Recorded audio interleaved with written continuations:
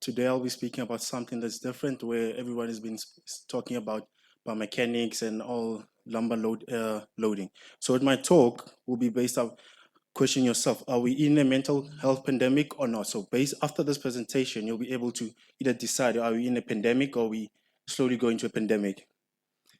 Mental health is a state of optimal physical health as well as mental health, with being able to do activities of daily living with limited obstruction. So ideally, mental health is known as the absence of mental illness. And however, as the world evolves and the game of cricket evolves, the definition of mental health now is changing dynamically, and ongoing changes into the definition. The prevalence of mental health issues among middle age as well as low income countries is a growing public concern.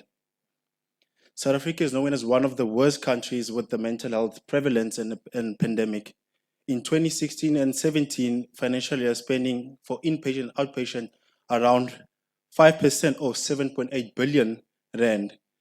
Around 75% of South Africans do not have access to mental health facility, with the national budget only providing 5% to that sector. Mental health is also one of a growing concern in the South African community. As you can see, some of the news have indicated that. Mental health in sport.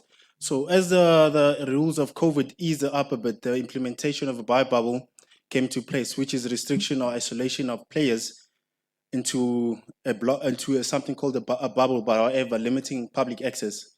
As players went to a bubble, they were predisposed to experiencing a lot of mental exhaustion, depressive symptoms, and anxious tendencies, as well as sleep disturbance.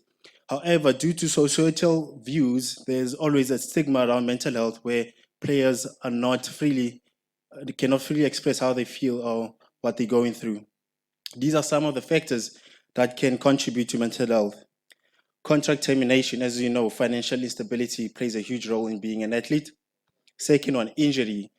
A time away or time spent away from the sport also affects your social identity, which a lot of players see themselves as athletes. Outside the sport, they are seen as nobody. Third one, lack of game time, which also coincides with injury, as if you're injured, there's a lack of game time. Lack of mental health awareness. So with these ones, there's a lack of mental health literacy programs amongst the athletic population. So with the limitation of programs, then players are not fully aware if they're either struggling from mental health issues, which also affects their game time. Intensive playing schedules. As we know, now cricket has evolved from playing a few games and take a prolonged rest period, where now every game and every tournament is like close to each other, and as well as high demands from their body. And last one is retirement. So a lot of athletes, and also there's been studies transitioning out of the sport, which has shown that a lot of athletes are suffering from mental health illnesses. Cricket, the game you love. Cricket players are approximately 300 days away from home, which also put a strain on their physical as well as their mental health, which also contribute to the high prevalence of mental health. So the increase in incidence also affects the increase in prevalence. As you can see, sleep disorder, 38%, anxiety or depression, 57%, alcohol abuse, 26%, retirement, 15.8%. As these are not a true indication of what's happening in the cricket society, as a lot of players are not free to speak out of how they feel, even though there's some of them that are speaking out, but there's obviously a huge number of people or players that are not speaking out. Cricketers with aggressive style of play have a huge following fan base. As you can see, a lot of fast bowlers, for instance, those who are slightly aggressive or those who are slightly shows like that aggressive behavior, they are mostly followed. Where those are subtle and more calmer, they get least attention. So these are some of the articles as well as research paper that has been there about mental health. As you can see, there's quite a growing number of them, and eventually, hopefully, we'll have like the baseline which we refer to. As we know, COVID has been one of the factors that's our catalyst into increasing a lot of factors. So with COVID, increased the prevalence of mental health instability. As COVID eased up a bit, the players went to a bio bubble, which led to isolation from the public as well as lack of supporters into the stadium. which also this increased into the mental health instability, which was around 52% of athletes felt depressed during the lockdown. So this is one of the studies. Other studies have also higher numbers, ranging from 50 to 80%. So the objective of the study was to investigate the extent of mental health symptoms among players, semi-professional players around Cape Town. Then the second one is investigate the relationship between the DES-21, which is depression, anxiety, and stress scale, which was revised, which is originally 42 questions, and now was revised to 21 questions, and how they influence each other. With the methods, it was a cross-sectional study design, which was conducted around in the Western Cape of South Africa among male semi-professional athletes. The study used three validated questionnaires, which was the depression, anxiety, stress scale, 21, athlete burnout questionnaire, and lastly, satisfaction with life scale, which use descriptive stats as well as inferential stats. The significance was set at 0.05. So these are the questionnaires with their own subscales. As you can see, DES-21, depression, anxiety, and stress. Athlete burnout question also had three subscales, as you can see, PEE, DSP, as well as RSA. However, satisfaction with life scale had sentences which were like 5, then athletes would rate from 1 to 5 based on how they feel. The results are as follows. So with the DES-21, as you can see, like previously stated, there's 3 subscales: stress, anxiety, and depression. However, stress and depression were normal, with anxiety being had a moderate rating. The correlation of the DES-21 indicated that all the subscales were interrelated, where as one increases, the other one would also increase it, but that doesn't mean causation. So we have to look at with caution. Then the relationship between age and the DES-21 indicated there was no significance between that.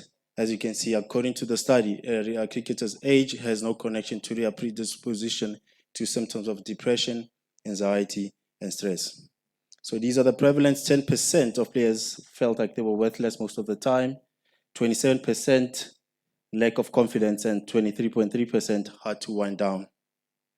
According to the athlete burnout questionnaire, it reported that PE, they rarely experience it, and they rarely experience devaluation of sport. However, they sometimes experience reduced sense of achievement, which also should also raise a flag. Is either are the players suffering from that due to being not sure if they'll be able to play again because the study was performed during COVID.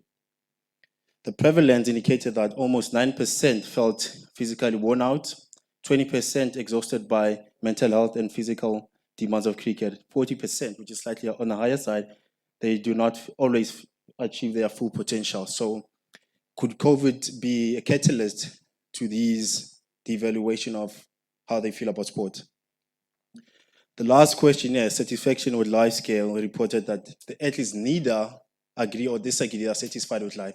So that imbalance of the imbalance of them going back to sport or the sports will be cut off was also one of the factors, as this study was performed during an intensive lockdown where there were different stages implemented, and during this time or this period, they were slowly opening up sports activities, so that uncertainty of playing or not was quite high on the side.